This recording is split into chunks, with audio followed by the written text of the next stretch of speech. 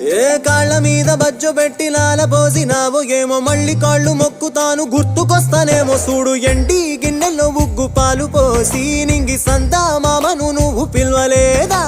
అవునో కాదంటే నువ్వు అడగవమ్మా మబ్బు సినుకై చెప్తాది నీకు ఎన్నెలమ్మా దునియాతో నాకేంటమ్మా నీతో ఉంటే చాలమ్మా ఏలో ఏలో ఏలో ఏలో ఏలో నేను ఊగింది నీ ఓడు ఎలో